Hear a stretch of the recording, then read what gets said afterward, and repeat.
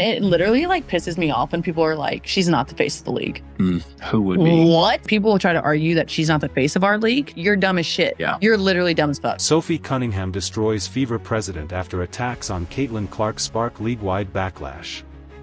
Indiana Fever's Sophie Cunningham didn't just defend rookie phenom Caitlin Clark, she exploded onto the scene with the boldest truth bombs the WNBA has seen in years. Cunningham, who has rapidly become Clark's self-appointed protector, unleashed a fiery critique of the league, officials, players, and even her own team's president for what she called a targeted campaign against the league's biggest asset. Breakout star, Caitlin Clark's bodyguard. You cannot push aside your greatest assets. You can't take the spotlight off of them. It literally pisses me off when people say she's not the face of the league, Sophie said. You're dumb as hell. Literally. From locker room whispers to open court assaults, Sophie laid bare what fans have suspected for months. Caitlin Clark isn't just being hazed, she's being hunted. Cunningham recounted hearing discussions in Phoenix locker rooms about showing her what the W is. Those weren't defensive matchups, they were planned takedowns.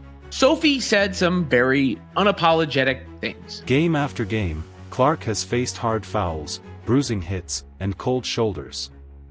And the officials? Silent. If it was anyone else, they'd be ejected, Sophie noted. I don't even have a leash, just a collar and a hand on it. But it was during the Connecticut Sun game that everything boiled over.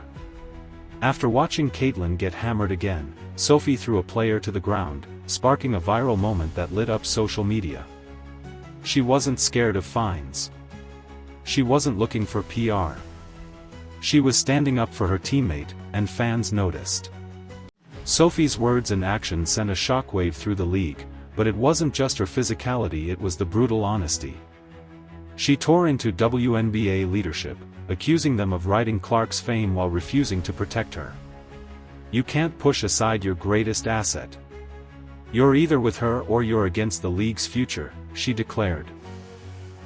Meanwhile, Indiana Fever's president, under fire for silence during Clark's toughest moments, deactivated her Twitter as the fanbase erupted. Sophie called out the media, too, slamming players who chase clout off Clark's name but hide behind sarcasm and shade in interviews. This is what we always wanted as a league. Who cares who gets the credit, she said. The hypocrisy wasn't lost on fans. While jersey sales and viewership spike because of Caitlin, the league's silence is pushing viewers away. But inside the locker room, everything changed. Caitlin turned to Sophie after that game and said one word, finally. That wasn't just thanks. It was a release. For the first time, she felt protected. Sophie replied, I got you. And with that, the Fever found a new identity, united, fierce, and unapologetic. Sophie didn't just go viral. She ignited a movement. Her social media blew up overnight, but more importantly, the league was forced to confront a painful truth. They had failed to protect their star.